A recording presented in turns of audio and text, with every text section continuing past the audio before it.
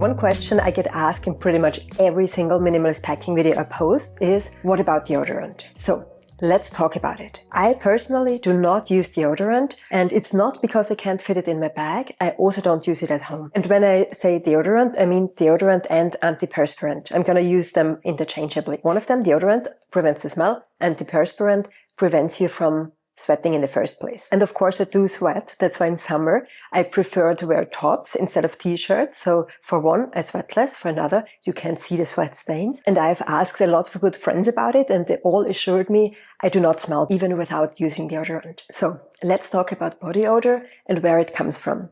I'm not a medical professional, but I've done some research. And even though there are not that many studies focusing on body odor, there are certain factors that influence how you smell. But before we get into that, the human body has two different types of sweat glands, and sweat on its own does not smell. But the sweat that's created by the sweat glands located in your armpits, when the sweat interacts with bacteria that's on your skin, that's what creates a bad smell.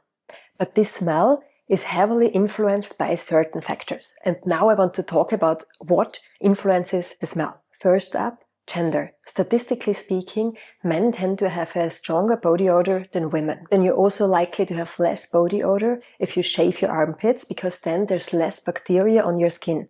And like I mentioned, sweat itself doesn't smell. It only smells when it interacts with bacteria. And of course, the less bacteria there is, the less you smell. Other factors that influence your body odor are any kind of illnesses or the medication you take. Then it also depends on your weight. Obese people tend to have a stronger body odor than non-obese people. And the last two factors are, in my opinion, the most important ones.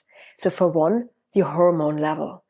The hormones are the reason, for example, why kids do not have a body odor. And once they hit puberty, especially in puberty, the body odor is very strong because of the hormone shift. And right now, it seems my hormones are working in my favor and they don't create the body odor. But maybe in menopause this will change, and maybe afterwards I will have to use deodorant as well. I don't know, we'll see then. And the last really big factor that influences how you smell is food, like the food you eat. And there are even less studies that focus on the connection between the food you eat and the body odor, but it really is a big factor. I've been vegan for 19 years and I try to eat healthy, and I think that's the most important reason why I have a very neutral body smell. But of course it also helps that I'm a woman, I shave my armpits, I don't have any illnesses, I don't need medication, I'm slim, and I have a normal hormone level. This video was in no way a try to discourage you from using deodorant. If you notice body odor on yourself, or if you just feel more comfortable with using deodorant,